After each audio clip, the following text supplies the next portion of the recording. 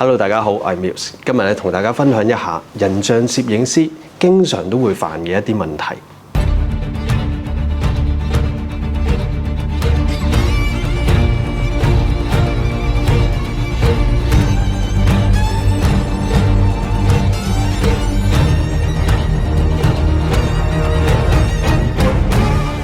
其實講到咧，大家會容易犯嘅呢個問題咧，就唔代表 Muse 自己係唔會犯喎。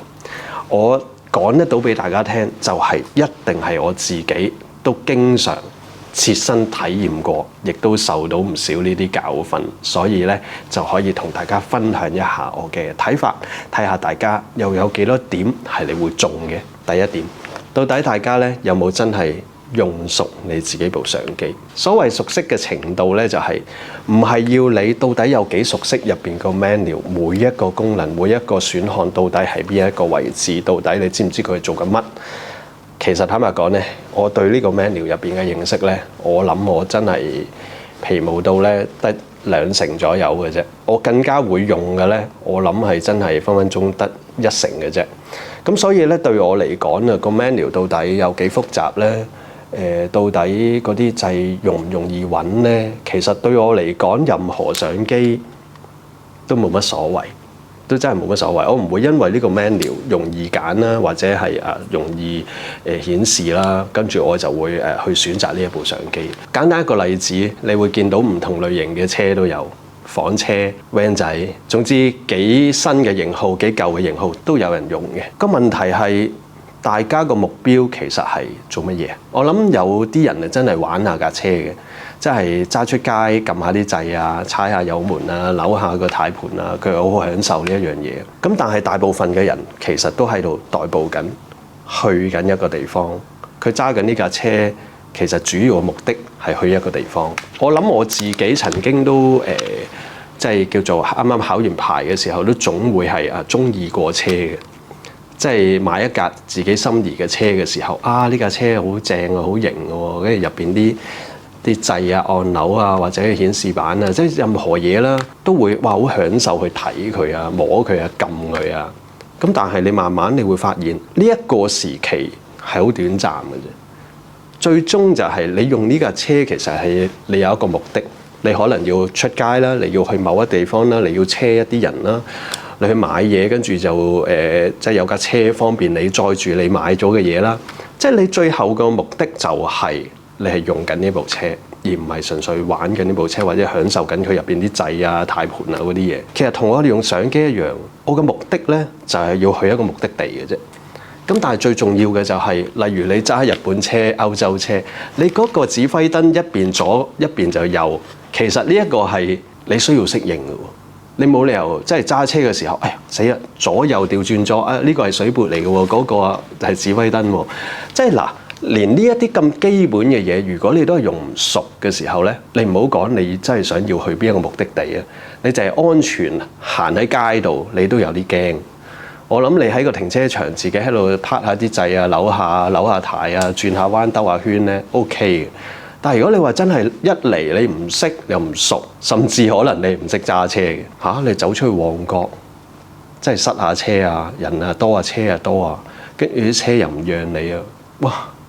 你喺當刻如果你真係不能夠人車合一嘅時候，你真係點樣揸車呢？同你用部相機係一模一樣嘅啫。有幾多人呢？一路影相嘅時候先去揾，死啦！光圈快門，死啦！光圈。扭邊個啊？扭呢度啊，定係扭呢度啊？跟住扭下，咦？我呢個 AF 原來拍咗去 MF 嘅喎，根本由頭到尾佢對自己部機係零認知嘅。點解會咁多人係咁樣呢？因為的確而家去學影相呢，撳個掣就有畫面㗎啦，就好似而家智能手機咁樣，正常篤一篤就有㗎啦。佢唔會覺得操控係需要學習嘅，佢會覺得呢樣嘢已經好似與生俱來嘅，撳個掣有幾難啫，托起部機就咁望。但係往往咧，呢一啲最基本嘅嘢咧，係大家就係永遠唔會記住，亦都唔會覺得係重要嘅。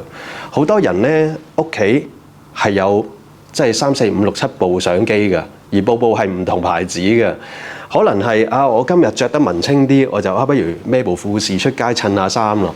跟住下一次就係、哇，今次真係有 model 影下喎，攞部再勁啲嘅喺櫃桶底嗰度有部中篇幅嘅抄出嚟先，都唔知幾多年未用過嘅。其實我諗有唔少人係做緊類似嘅嘢，佢唔係唔中意影相，但係佢完全唔係嗰個影相嘅概念。我諗中意玩相機咧係冇問題嘅。例如如果有啲相機係即係仲多幾粒掣喺呢度設定嘅時候啊，幾得意喎，咁樣撳下個掣跟住就扭下啊，好方便喎。但係佢方便你，但係其實你用嘅時候有冇真係成日用咧？又或者係咪真係用得好咧？其實有幾多嘢要用咯？我哋影相光圈、快門、ISO、white balance、對焦嘅設定咧，基本上你已經係有一個習慣嘅，你唔會成日喐嘅。如果我哋係打燈嘅，其實我哋唔需要用佢特別複雜內置嗰啲咩測光啊、點測光啊、重點測光，我哋唔用嘅喎。跟住佢 EV 值對我嚟講係冇用嘅喎，其實。咁所以有好多嘢咧，就係到底你花幾多時間轉咗喺邊一啲位置裏邊咧？你花咗幾多時間去研究佢嘅 menu 啦，研究呢啲咁嘅對焦咧？你係需要學嘅。但係當你影相嘅時候，某程度上呢啲唔係到時先嚟揾嘅嘢嚟嘅，所以咧都真係有唔少嘅同學去到真係影相嘅時候咧，先嚟揾啲位喺邊啊，掣喺邊啊。其實我影相堂係咁講咗，叫大家翻屋企操熟部機。其實操熟嘅意思，只不過係可能 zoom in zoom out，zoom in 嘅係扭左啊，定係扭右咧？可能唔同牌子係唔一樣嘅喎。咁呢一樣嘢到底你有冇適應咧？你得閒你又用下 Nikon，得閒又用下 Canon，兩樣嘢一左一右嘅好多嘢都。咁啊，光圈快門到底喺邊一個位咧？扭落去嘅時候，咦，我突然間要收光圈喎，咁啊扭，跟住定係到時又要揾咧嚇啲掣喺邊咧？如果你咁樣嘅話，你一定係影唔到相嘅。其實你仲係俾部相機玩緊你。咁所以咧，一般嚟講唔係話你要撚到幾熟佢個 menu。又或者點樣即係眯埋眼就背得晒佢嗰啲即係入邊嘅 menu 嘅設定啊 ，D1 係乜啊 ，B1 係乜啊，呢啲1、2、3、4、5、6、7、8、9嗰啲係乜？嗰啲冇乜大意義嘅，你只係需要少少時間去揾幾樣嘢。OK， 咁啊詳細我唔真係慢慢去講啦，但係我可以肯定嘅呢一樣嘢絕對係會導致一個攝影師影相嘅時候，佢將佢所有嘅專注力根本唔係喺度影緊相，佢喺度揾緊自己部機嘅掣。仲喺度諗緊點樣去操控佢。例如我要用呢度睇啊，定係用呢度睇咧？我 check 相嘅時候放大縮細啊，到底喺邊咧？到底我個對焦點啊，點樣可以設定單點仲可以 expand 可以喐嘅咧？甚至啊，連個 live view 嗰個 simulation 嗰個掣啊，到底喺邊咧？係唔知嘅。white balance 到底喺邊一度可以較懶啲，white balance 暖啲咧？都唔知。咁變咗你其實喺咁嘅情況之下，你都真係唔好開始影相。等於你喺基本上你可以講，你真係喺未識揸車嘅情況之下，你係咪應該喺個停車場度自己喐下先？係嘛？夜晚揾個空地試下先咧，唔好話咁快就諗住揸去邊，係嘛？OK， 咁個情況係一模一樣，因為太多嘅嘢係好類同，例如你對鏡頭嘅了解啦，對個焦段嘅了解啦，對光圈開大開細個 focal length 同埋個 depth of field 嗰個關係啦。咁如果我哋用閃光燈又夾埋一啲連續光嘅時候啊，到底呢 concept 到底你清唔清楚咧？如果連呢啲嘢都唔清楚，其實你唔係應該即刻諗影相，你應該要學習，就係咁簡單。學完之後操練。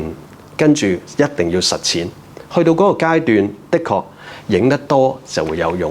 如果唔係影得多係冇意義嘅。所以咧，好似我上一段影片咁，唔好嘥時間。你不斷咁做係唔代表你係會進步嘅。如果你嗰個 concept 概念你其實係停咗喺度冇改變過嘅，或者你嘅思維係冇改變過嘅。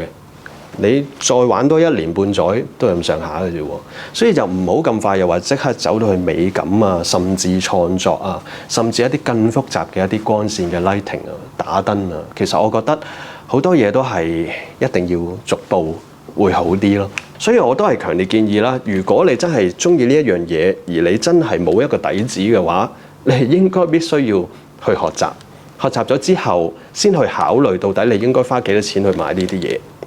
因為的確有唔少同學係花咗唔少錢去買咗一啲，我覺得係你未必需要嘅嘢，可能你跟住你又花更多嘅錢，又走去買其他嘢。OK， 因為始終咧，從來對我嚟講咧，買器材我當然會買啦，我亦都喺咁多年裏邊喺唔同嘅階段都買過好多唔同嘅嘢，亦都當然燒過好多錢啦，係啊。咁所以喺我角度咧，就係大家係需要體驗，係一定要試㗎啦。一定要交啲學費嘅啦，即係話你買嘢，你買嘢係交學費嘅某程度上。咁但係可以避免嘅，可以有更好嘅一條路，你就應該要去學習。我覺得你從任何嘅老師又好，你 tutorial 都好，你應該要去選擇一條啱嘅路啊，去俾你自己去重新去認識呢一樣嘢，而唔係聽呢個評測呢個話好，咁就你又湧去買，跟住去睇一大堆人去討論器材，你又走去買，咁樣買法咧，你有排你都未走到去影相個階段嘅喎。影相嘅人同玩器材嘅人咧，其實某程度上係兩批嘅人嚟嘅，但係當然啦，玩器材嘅人都有啲影相係好靚嘅，即係絕對唔會話排除一定係中意玩器材影相唔靚，唔係嘅。咁的確呢個比率係低好多嘅，花太多時間去玩器材啦，去試器材啦，從來冇認認真真去諗過自己到底係一步一步想去影啲咩嘢，到底有冇一步一步去增值自己嗰個技術之餘，跟住再配合自己嘅一啲想法，做一啲喺嗰個時段做得最好嘅嘢出嚟。太少人去重視呢一樣嘢啦。再下一點呢，就係我諗大部分人啊，學完之後呢，又或者你叫上網學又好，咩都好啦，總之係叫做學咗啲嘢，感覺到自己學咗啲嘢嘅時候呢，你係冇練嘅，因為你覺得你自己已經識咗，因為有一啲可能理論咯，就咁睇，係喎，都應該係咁嘅喎，啱嘅。喺當刻呢，嗰啲叫啟發，你係叮一下，好似得到一啲新嘅 information， 一啲新嘅知識，一啲新嘅 knowledge， 你係開心嘅、興奮嘅。但係你真係以為自己識咗，喺當刻可能係嘅，因為你感覺嗰個理論你係明咗嘛。咁但係當你一日去試下，真係用出嚟咧，呢一個只不過係一個海市蜃樓，即係一啲虛擬影像嚟嘅啫。因為好多嘢我望落去都好似唔係好難理解啫。就咁睇係喎，得㗎啦，我下次知㗎啦。當我下次影相嗰陣咧，我就知道可以點用。通常咁樣咧，你都唔係太容易成功嘅，因為好多時咧幻想啦，或者我哋就咁聽嘅理論啦，同你實踐咧，往往都係兩個世界嚟嘅。因為每一個人嗰個條件遇到嗰個情況係唔一樣。條件嘅意思係你到底係咩環境度影，你面對嘅到底係咩主角，着緊嘅係咩衫，到底你有嘅係一啲咩器材，到底你入邊所擁有嘅技術同知識到底係有幾多？你能夠啟發得到，又或者能夠應變嘅嘢，到底有幾大、有幾闊，個彈性有幾闊？呢啲就係每一個攝影師唔同嘅地方，而唔係你用呢樣，我用呢一樣。你將支燈咁樣擺，我就咁樣擺。可以肯定，其實學唔到。去到現場，個老師講俾你聽，又或者你個朋友喺度影緊，佢講俾你聽佢做緊乜。如果唔係你齋喺隔離睇，你以為你偷到師，多數都偷唔到嘅。其實花幾多心機時間啦，喺呢一樣嘢上邊比較緊要嘅。再落嚟咧，打燈遇到最大嘅問題咧，就係大部分人咧其實係唔知道光線嘅一啲法則，有啲定律，例如真係成日講嘅 inverse square law， 真係一日講到黑，我自己都覺得煩，你有啲厭嘅，一日提到黑，但係每一次我打燈，每一次我設定任何嘢，用任何嘅 modifier， 我個腦係無時無刻都出現 inverse square law， 因為你有呢一樣嘢，你先知道我啲嘢應該點樣擺，我應該用邊一件，個距離應該有幾多，個形態應該係咩樣。如果你連呢一樣嘢都唔係太清楚嘅話，我諗你真係亂咁用啦，你嗰支燈。因為當有啲嘢掌握唔到嘅時候，你就會覺得一時得一時唔得咯。長遠嚟睇咧，你個進步嘅可能性又好低。所以無論你已經買咗幾多嘢都冇關係嘅，因為當你屋企已經齊晒所有嘅閃燈工具，齊晒所有嘅攝影器材，都唔代表你係可以影得出好嘅作品出嚟嘅。當你而家已經有嘅嘢，將佢做到最好，跟住去學習。喺學習嘅過程裏邊，你了解得到你而家有嘅嘢到底係夠定係唔夠？到底係你自己冇能力去駕馭佢、用好佢啊，定係你真係覺得佢係滿足唔到你，呢個係最緊要嘅。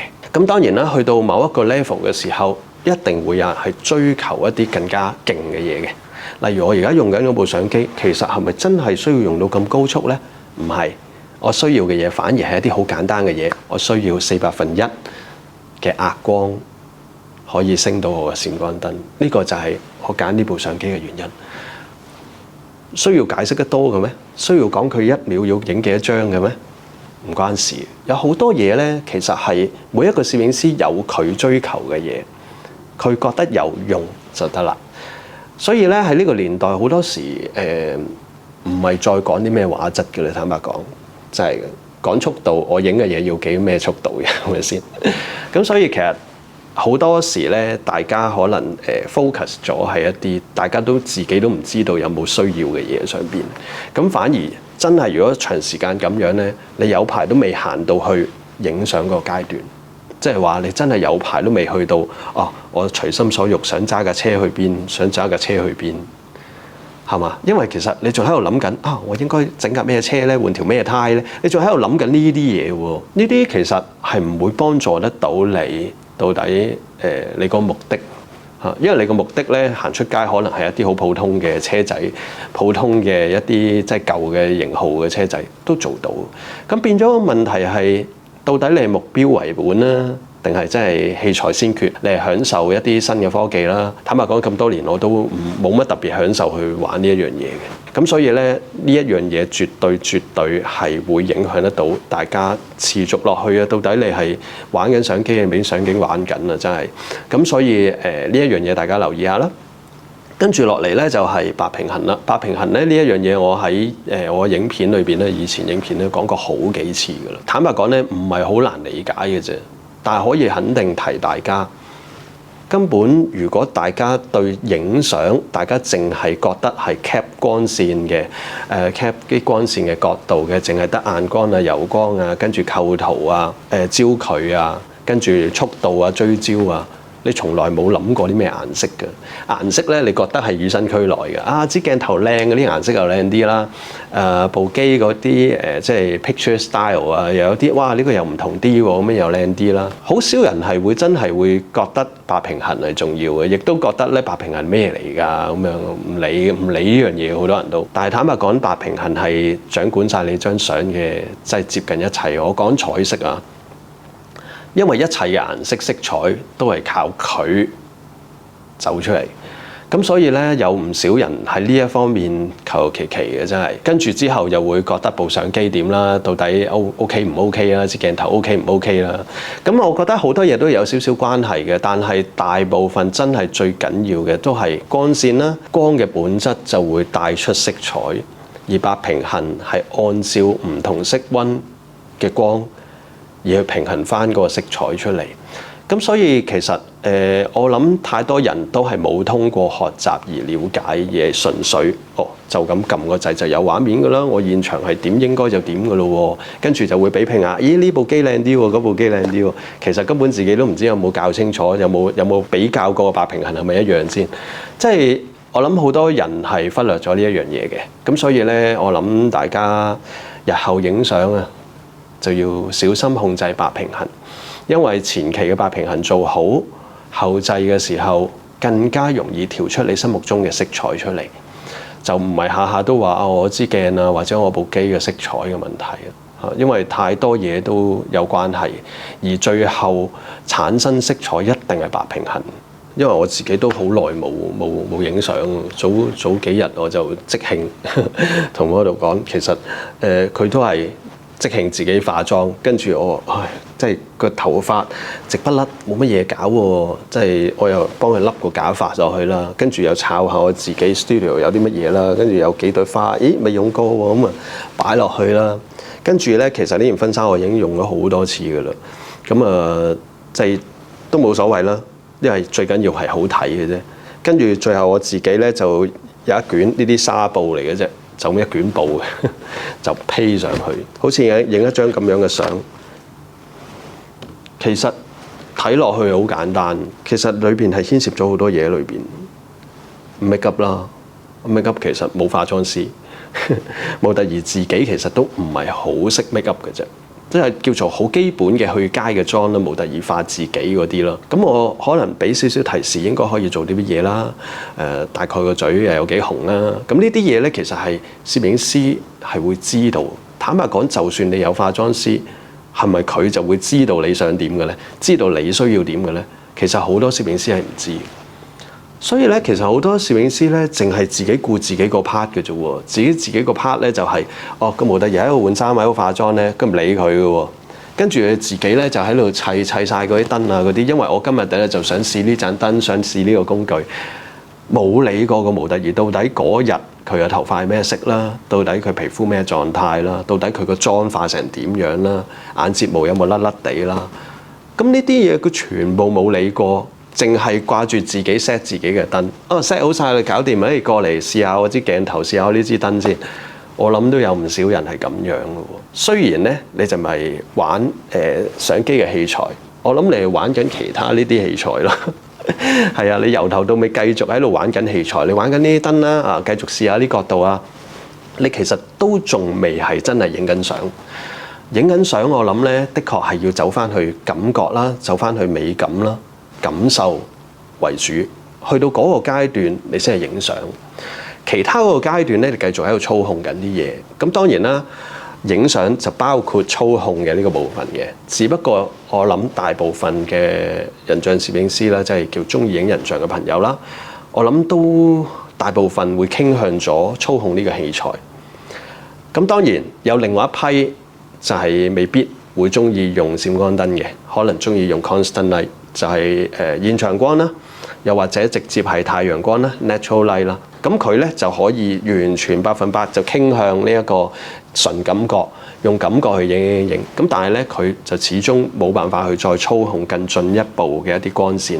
咁所以咧，你要同時間兼備兩樣嘢嘅時候咧，的確你係一定要自我去調整、感受、技巧，點樣可以平衡得到咧？因為你喺度操控繼續玩緊相機嘅時候，你係完全冇辦法去專注做其他嘢嘅。咁等於我哋仲喺度摸緊架車嘅時候咧，其實你點樣可以觀察路面嘅？即係你望住條路，其實你咪淨係望住條路。你望住行人路嗰度有冇人無端端走出嚟又跑出嚟，跟住無端端邊個位會有架車攝出嚟？其實你喺個路面上面，你觀察更多嘅嘢，你唔係淨係望住條路嘅。咁所以如果你繼續仲喺度擔心緊自己嗰個操控嘅時候，你係冇辦法影緊相嘅。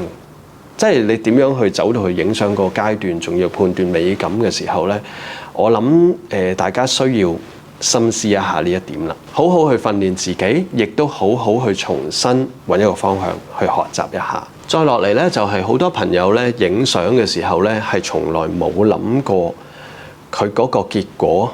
我指唔係就咁影出嚟嘅結果，因為而家數碼年代撳出嚟睇到㗎啦。以前菲林都要好多想像力㗎嘛。咁但係而家數碼既然即撳即睇啦，咁我所講大家一路冇幻想過嘅結果咧，就係你冇幻想過入咗去電腦之後，經過修圖之後嘅結果。我諗有真係好多人咧個腦係冇去到呢一個位置嘅，因為呢個位置先係 final 個結果。如果你影相嘅時候，你只能夠停留咗喺你而家影相個結果嘅時候咧，你嘅作品只能夠去到某一個階段嘅啫。喺呢個年代啊，有更多嘅可能性啦，更多更靚嘅作品啦，係絕對係可行嘅。大家都有條件可以做到。但係如果大家嗰個想像力只能夠停咗喺你呢個畫面嘅話咧，其實啊，你只係去到某一個位置嘅，最盡都係去到呢個位置嘅。因為太多嘢咧，就係你部相機所記錄嗰個畫面咧，只不過係一啲數據，現時你暫時設定嘅嘢係咁多，就唔代表你冇更進一步嘅嘢係可以設定嘅。即係將來如果有呢一啲更進一步嘅設定擺喺相機裏邊，你咪會覺得呢個咪就係 in camera 咯。因為太多人可能覺得就要 in camera 就係影出嚟就係咁啊嘛。但係其實你部相機本身已經係一部電腦，亦都已經係 build in 咗一啲軟件喺裏邊，記錄咗係咁多就係咁多。你諗下純粹大 limit range 嘅呢一 part 啊，佢有冇自動喺裏邊幫你有咁多微調嘅嘢？冇噶嘛。你需要入到去 Lightroom 啦，或者 Capture One 啦，或者 Adobe Camera Raw 啦，裏邊再慢慢做一啲微調，咁呢一個微調你都未完成，你張相根本就未完成。